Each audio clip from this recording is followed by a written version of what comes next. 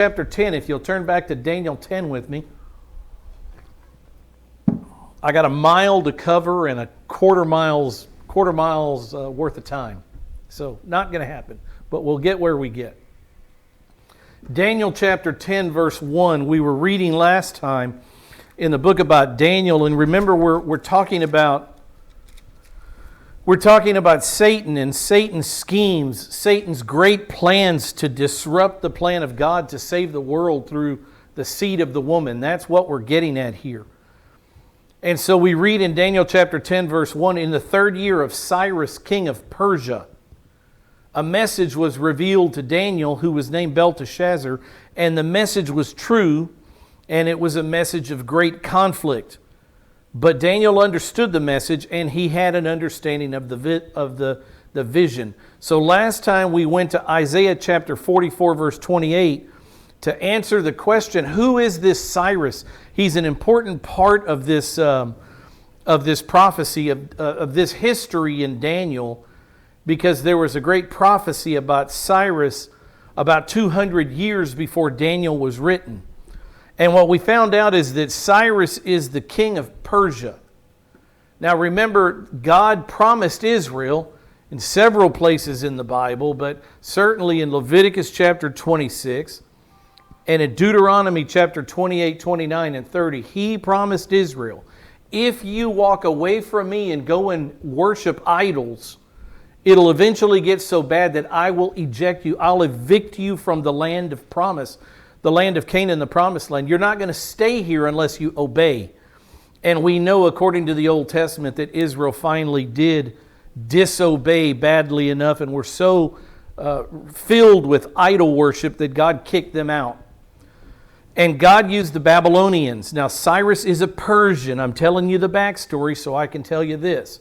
It was the Babylonians under King Nebuchadnezzar that destroyed Jerusalem ultimately in 586 BC and took the captives of Jerusalem back to Babylon.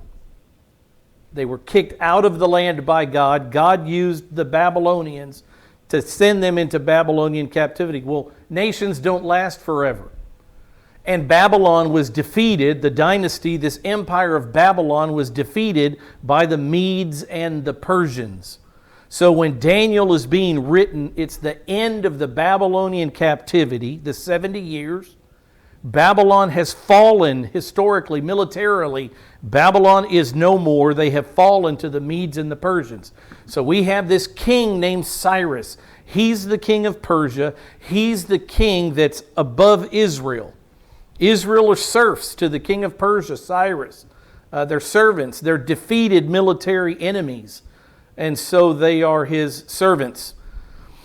So God kicks Israel out of the promised land, but 200 years before Daniel writes this and Daniel receives this vision, look what it says in Isaiah chapter 44, verse 28.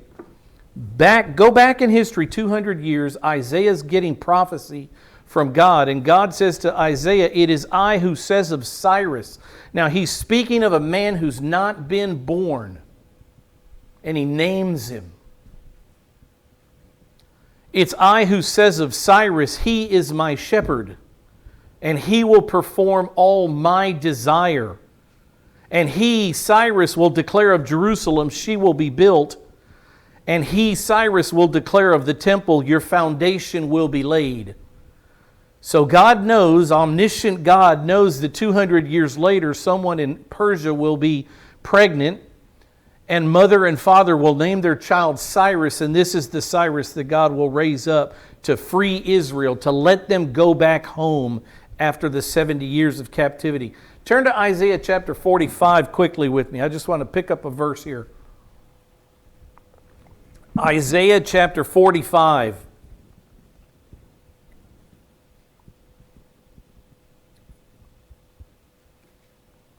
In verse 1, this is what God says about Cyrus. Remember, the man isn't born yet, but God already has a complete plan for Cyrus's life. He says, it is I who says of Cyrus, he is my... Thus says the Lord to Cyprus, his anointed. Cyrus. So God actually, you got to follow the words here. God just called Cyrus Mashiach. Now you'll recognize that name is the Hebrew word for Messiah, the anointed one. So what anointed means is that he's selected and equipped for a special function. Cyrus has been called out by God for a special function. He's a Gentile. He's a Persian. I want you to see how God uses all things. Look at what God is doing through Cyrus and why. Why does God raise kings on earth? It says, "Thus the Lord says to Cyrus, his anointed, whom I have taken by the right hand, to subdue nations before him and to loose the loins of something." I don't know what happened to my words, but they're gone.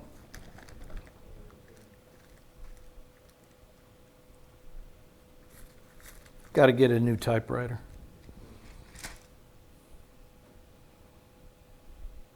"To loose the armor of kings, to open before him the double door so that the gates will not be shut." In verse 2, he said, now this is what God is saying. I will lift up Cyrus the Persian. I'll have nations subdued before him. I'm going to destroy nations so that Cyrus can take power. And you wonder, God, why are you doing this? Keep reading. "I'll go before you." This is God speaking to Cyrus. "And I'll make the rough places smooth. And I'll shatter the doors of bronze and cut through their iron bars. I will give you the treasures of darkness and hidden wealth of secret places, so that you may know that it is I, the Lord, the God of Israel, who calls you by your name." So you think God raises up Jews, God raises up kings of the Jews, God helps Israel through time, but look at what God is doing for this Gentile Cyrus, and you have to ask the question, why?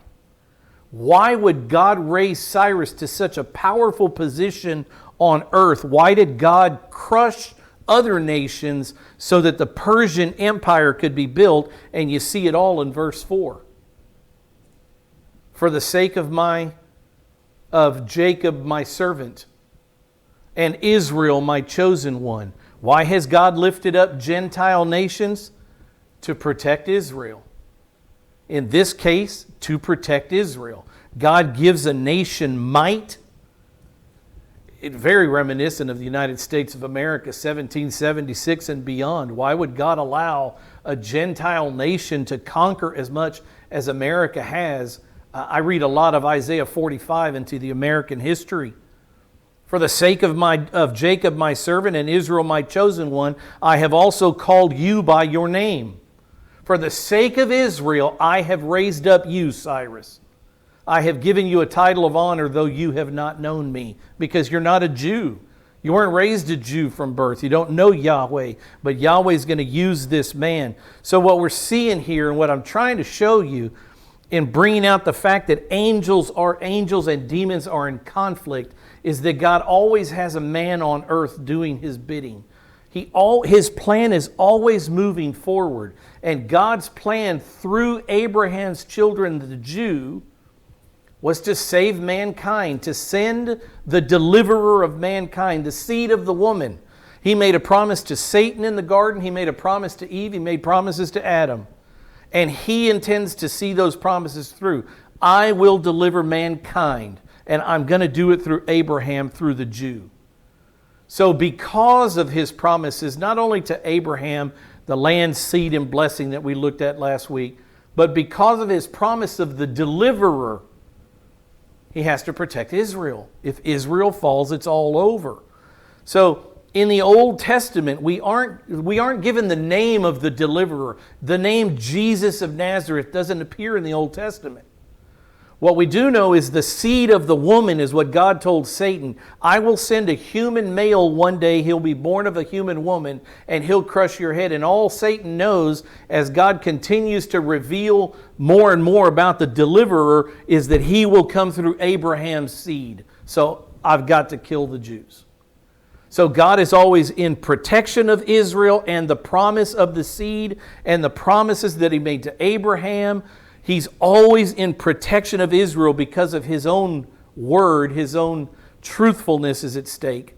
And Satan is always on the attack. Satan's always trying to destroy Israel because Satan doesn't know which woman which Jewish woman this deliverer will be born from.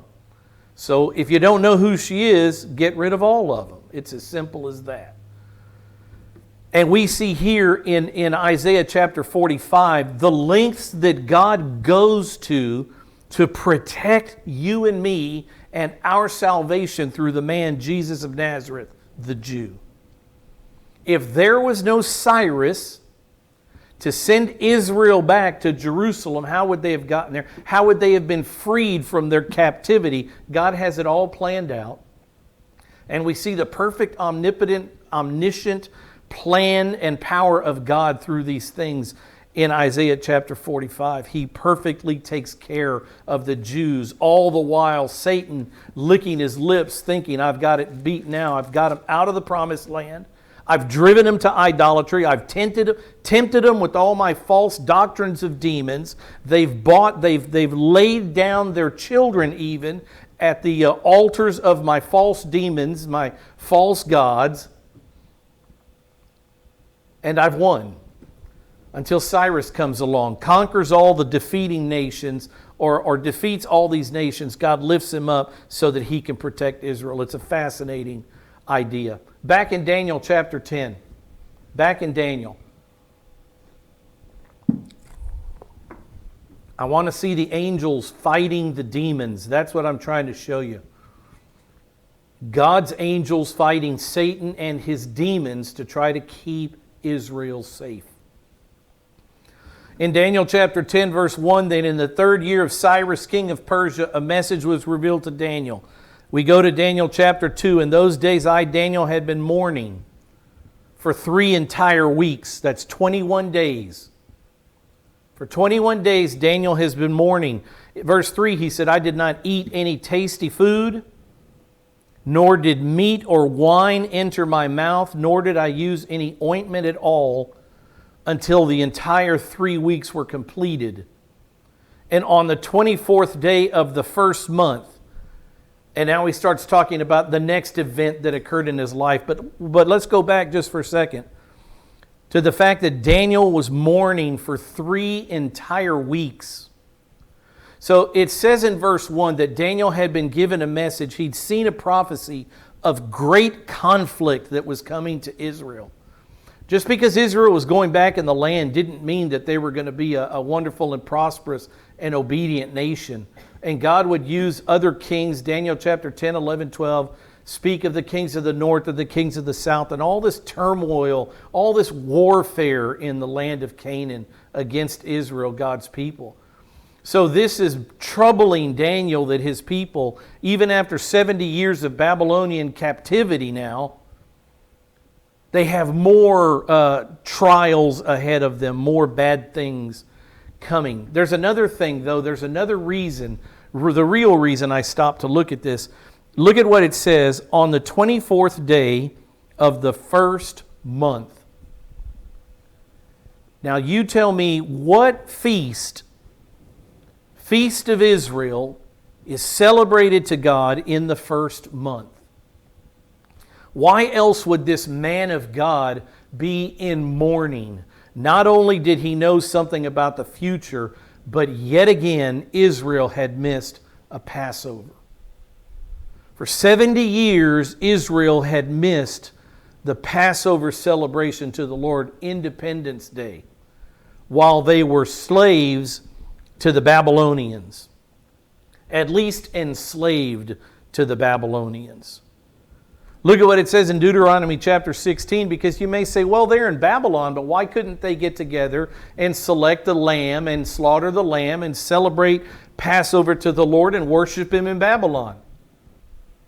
Why do you know it's been 70 years since the nation of Israel has celebrated Passover?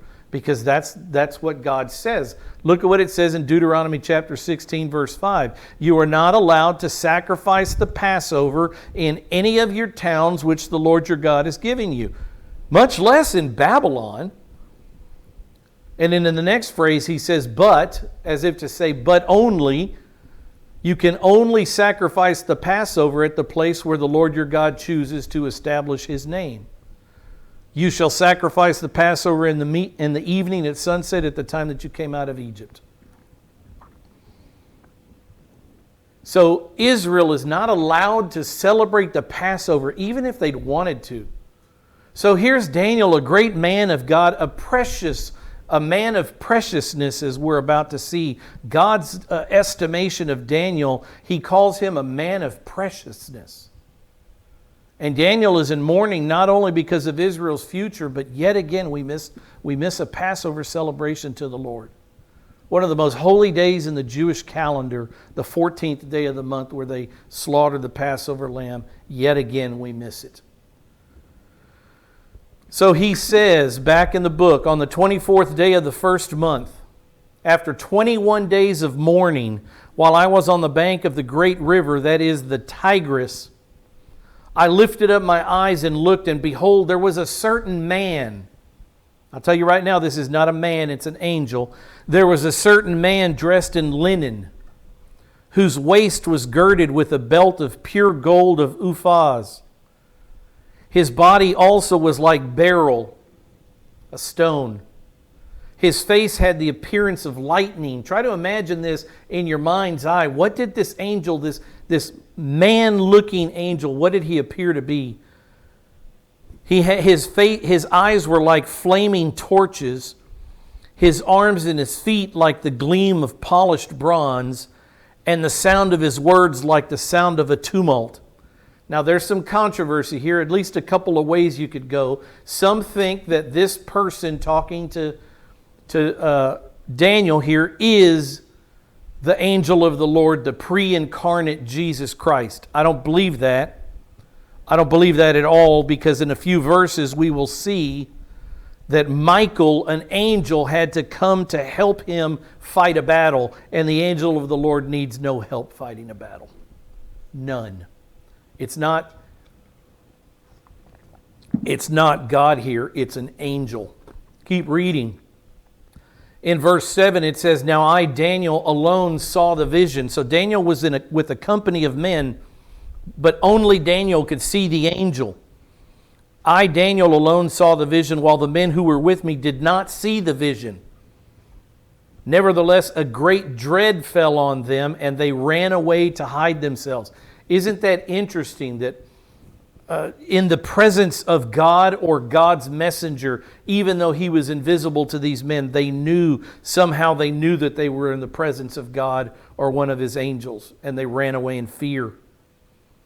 So verse 8 says, "So I was left alone, and I saw this great vision.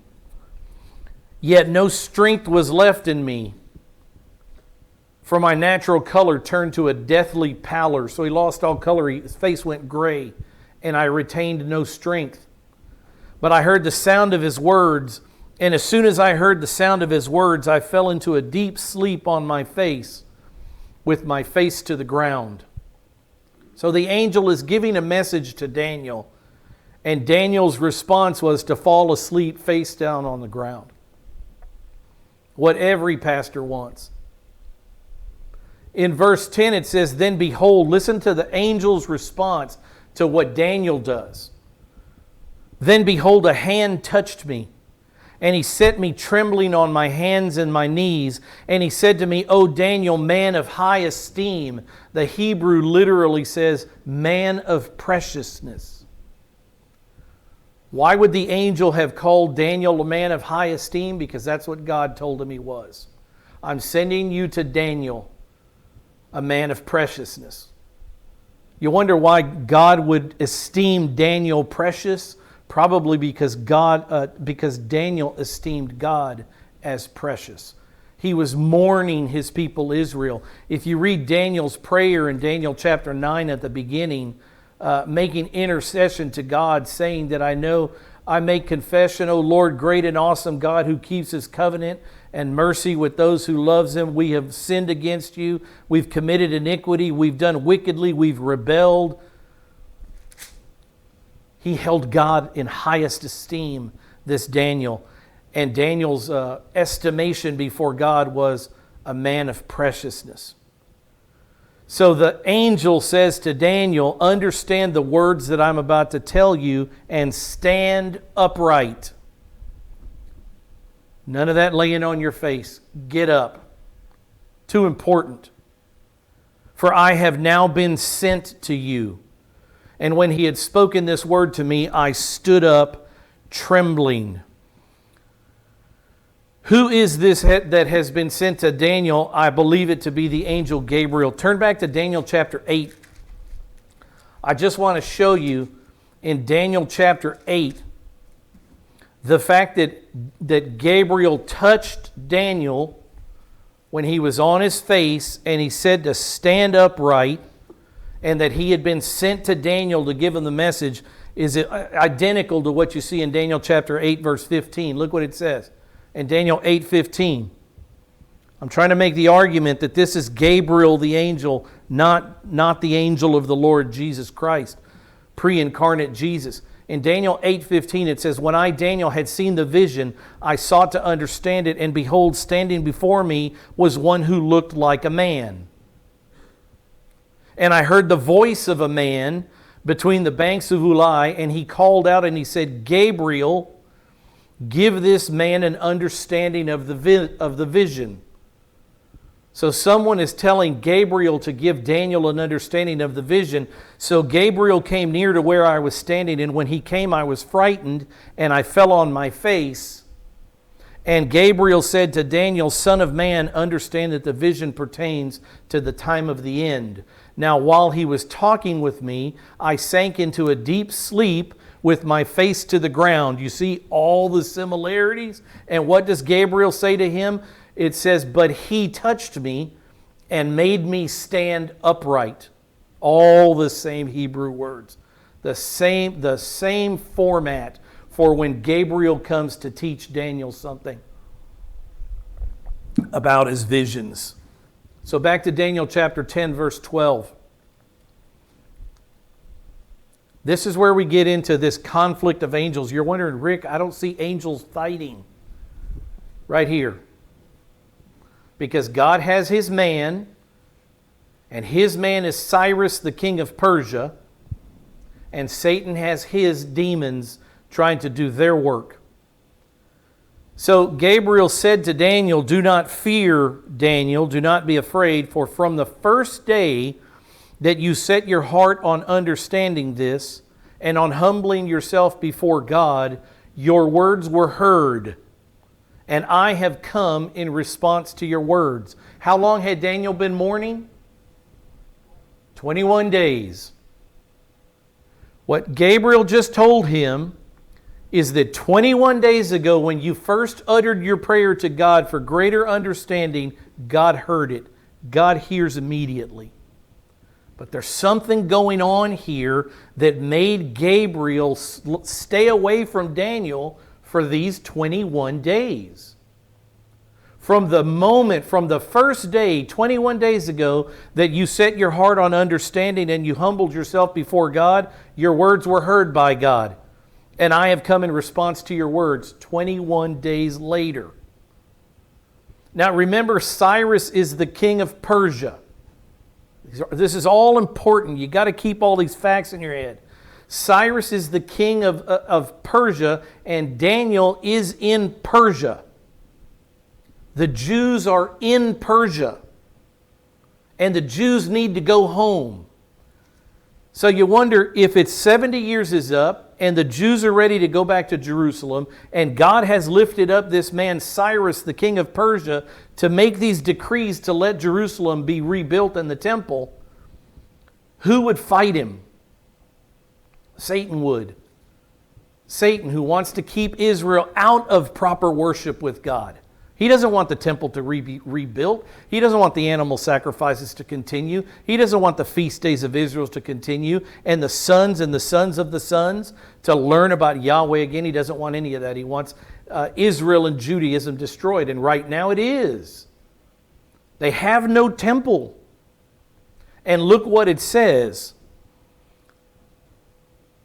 There's a human king in Persia, but what we're about to see is there's also angelic activity in the kingdom of Persia. It's not just Cyrus the king at work. There are angels and demons fighting to try to stop things from happening on earth. And Gabriel here calls the demon that in reference that I'm referencing, Gabriel calls him the prince of the kingdom of Persia. Now, a prince is usually how is a prince related to a king? He's the king's son. But we're not talking about a human being here, we're talking about a demon. Look what Gabriel says. From the first day you prayed, 21 days ago, God heard and He wanted to answer you. But it took 21 days for me to get here. Now, why is that, Gabriel? He says, but the prince of the kingdom of Persia was withstanding me for 21 days. The demon who's in charge of influencing Persia was fighting with Gabriel. Now, we don't know what that fight looks like. Are they wrestling on the ground? I mean, we envision angels as light beings. They're not material. You can't reach up and give an angel a hug. Did they take on the form of men so that they could actually fight? We're not given that information. What we know is that a demon was fighting an angel. And that demon was able to keep Gabriel from coming to Daniel for 21 days. All 3 weeks of Daniel's mourning. And then behold, the angel continues, and this is why there's no way this can be a pre-incarnate theophany of Jesus Christ. It says, the prince of the kingdom of Persia was withstanding me for 21 days. And then behold, Michael, one of the chief princes, came to help me, for I had been left there with the kings of Persia. So Gabriel's got his hands full with demons that are influencing Persia. And all of a sudden, God sends Michael. It's almost like a tag team is what you're seeing here. Not to be silly about it, but you remember the old tag team wrestling matches where when one guy had his fill, he reached out and tagged his partner. His partner came in and he went out of the ring. And that's exactly what we're about to see. Michael comes into the fight. Gabriel is released from the fight so Gabriel can go to Daniel. That's exactly what we see. At some level, the angels and the demons are fighting. And the demon, the one who Gabriel calls the prince of the kingdom of Persia, held him up for 21 days. Michael, an interesting word, Michael.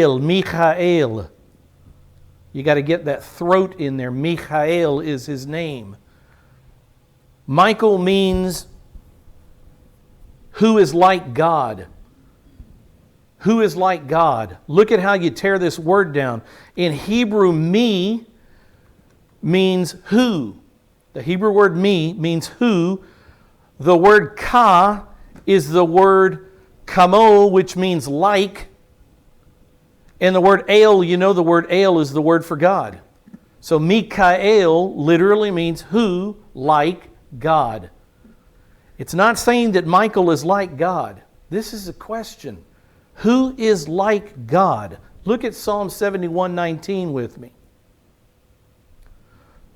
The psalmist says, for your righteousness, O God, reaches to the heavens. You have done great things, O God. Michael. Who is like you? What's the answer? No one. No one. Michael means who is like God. That's the name of this angel, Michael. So the angel named who is like God comes to relieve Gabriel in Gabriel's battle with the kings of Persia. Now there's not just one, but he says, I've been left there with the kings of Persia. He was in an all-out battle. I wish I knew what that battle looked like, but I don't, so I can't tell you. An interesting thing, what is Michael usually called? Michael is not just an angel. Michael's a what? A what kind of angel? An archangel, right? Michael the archangel. Michael the archangel. You think, where do you get that? Archangel. Why is he an archangel? Arche is the Greek word that means high. It's a position of highness. Look at what this word is in the Hebrew. You'll see where they get the ark from. It's not a New Testament word, it's an Old Testament word. Rishon is the name. Rishon is the word that means first. R-I-S-H-O-N in Hebrew. It also means standing above others in quality or position. He's the Rishon Melech in this. He is standing above in position. He is the higher angel of the angels that are present. Gabriel also is probably an archangel. But this is a Hebrew word, Rishon. It means a high position. And here's where you get ark from. Where do we get these words from? We get them from the Bible. When the Septuagint, remember the Septuagint is when the Jews wanted to write the Greeks wanted to write the Old Testament Hebrew in Greek. They wanted it in their own language. They translated the Old Testament Hebrew into Greek. And when they got to this word, Rishon, they translated it arkonton. You see the A-R-C-H in it right there. Arkonton is the word that they used in Daniel chapter 10 to describe Michael, the archangel. There you see it. That's where they get it from. So, how can the messenger be God if he needs help from Michael in order to defeat the demon of Persia? Cannot be God. God needs no help in defeating demons. Why God allowed the 21 days? Anybody have that question? Why would God allow the 21 days? Do you really think that Gabriel, being sent as a messenger from God, would have to wait 21 days? Or could God override the demons and say, stand down, Gabriel goes today? Of course he could. Why did God wait 21 days? Only God knows. Maybe possibly to teach us through the Bible and through this account that there is an angelic conflict at hand. That's certainly one of the things. We wouldn't know it. If this wouldn't have happened, we wouldn't know these things. I wouldn't be able to talk about them because they wouldn't have been written down if they wouldn't have happened. Very interesting. But God would not need help defeating this angel or this demon where Gabriel very clearly needed help. He says, I had been left alone with the kings of Persia until Michael, the archangel, Michael the Rishon Melech, came to my aid. In verse 14 he says, now, which is 21 days after Daniel prayed, now I have come to give you an understanding of what will happen to your people Israel in the latter days. For the vision pertains to the days yet future. And in verse 20, skip down to verse 20 with me. What happens after this? Because I don't want to teach what's going on in the book of Daniel. I don't want to talk about this vision. I want to talk about angels at war. Look what Gabriel says to Daniel in verse 20. And then Gabriel says, do you understand why I came to you? Interesting question. And then he says, but I shall now return to fight against the prince of Persia. So the angel Gabriel has to continue fighting against this demon who influences Persia, tries to influence Cyprus, or Cyrus. I don't know why Cyprus gets in my tongue. But there are demons. What we can learn from this, there are demons assigned to nations. And at least this demon was called the Prince of Persia, assigned to Persia to disrupt the thinking in Persia, to influence the thinking in Persia. So Gabriel has to go back. He says, now I shall return to fight against the Prince of Persia, so I am going forth. And not only that, he gives Daniel another vision. Behold, the Prince of Greece is about to come. If you were Daniel, what would you ask? Greece? What is that? Because they had not yet risen on the world scene. And here Gabriel says the Prince of Greece is to come. Greece? What is Greece? Very interesting reading this Bible. So another little prophecy from the angel Gabriel. Not only am I fighting this kingdom's demons, but the next kingdom to come. Daniel, you've heard the book. You're the one that had the dream of the great man with all the iron and the silver and the feet of clay and all of that stuff. It was explained to you the 4 kingdoms that would come, Greece being one of them, Rome being the last. Well, the next one is about to come, and I am also assigned to fight against that kingdom's demons. Very interesting, isn't it? The prince of Greece is about to come. Verse 21, he says, however, I will tell you what is inscribed in the writing of truth. Yet there is no one who stands firmly with me against these forces except Michael, your prince. Now here's another interesting little bit of Hebrew. Prince is the Hebrew word sar, S-A-R. Sar shalom, sar. Prince of Peace, Sar Shalom, yes, Sar, and this is in a possessive statement here. Gabriel is telling the Jew Daniel that Michael is the Prince of Israel. You see, he's just said there are princes that are assigned. There are demons that are assigned to Persia. There are demons that are assigned to Greece. He's just said that here.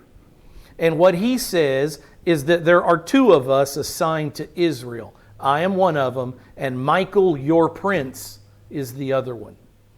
There is no one who stands firmly with me. It's not because they don't want to. The angels are all in the service of God, locked in service of God. Not the demons, but the angels.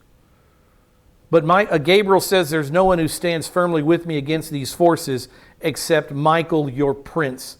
So Gabriel and Michael, according to the book of Daniel chapter 10, are assigned by God as protectors of Israel. There may be others, but that's not what Gabriel says here. And he calls him your prince, not Michael the archangel, not the Rishon Melech. He makes it personal here. Michael is Israel's angel. Very interesting. A couple more verses and we'll close. I want to ask this question because I asked it a minute ago. Why the 21 days? Are demons somehow more powerful than angels? Are demons always involved in hindering or delaying prayers from being answered, or angels from sending messages? Look at Daniel chapter 9. If you don't believe in angels, you cannot read the book of Daniel. Tear it out of your Bible. Not you, I know you do, but others that would say, oh no, I don't believe in that supernatural angelic stuff. You gotta reduce Daniel to fire, to ash then, because angels are all over the book of Daniel. All over it. Daniel chapter 9 verse 20. The question is, are the angels always hindered by demon forces? Or is God completely in control?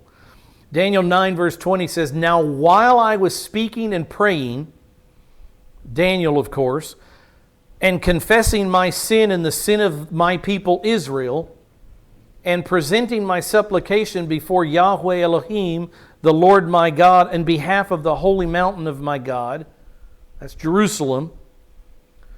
In verse 21 he says, while I was still speaking in prayer, the man Gabriel, whom I had seen in the vision previously, came to me in my extreme weariness about the time of the evening offering. How long did it take Gabriel to get to Daniel that time? Snap of a finger. Daniel was still praying to God when God dispatched his Melech, his angel, and there he was. So angels are not always hindered or delayed by demonic forces. Why the 21 days in Daniel's case? Because that's what God planned. That's how God had designed it. When God wants to answer a prayer before you finish speaking it, He'll do that too. While I was still speaking in prayer, the man Gabriel, whom I had seen, came to me. He gave me instruction and he talked with me and he said, "O Daniel, I have now come forth to give you insight with understanding." Interesting also how far it is from the third heaven and the throne room of God, where God hears prayers from, and where God would have dispatched Gabriel from. It's interesting the speed in which it takes an angel to get from the third heaven face to face with Daniel. in Persia. Instant. No time restraint, no space problem. Instant. So sometimes answers come immediately. God is not hindered. That's not the takeaway here, that God is hindered because Satan is so strong and Satan's demons are so strong that they can keep God from answering a prayer. That's not the takeaway here. God's not hindered by Satan, but sometimes, as we've seen, he allows the hindrance for reasons all his own. So we'll stop there tonight and pick up there next time, looking at the ways in which Satan is desperately trying to stop God from saving mankind in the Old Testament, from saving mankind, from sending this deliverer, this seed of the woman to earth. And the lengths God will go to protect that seed's nation, Israel. Let's close in prayer.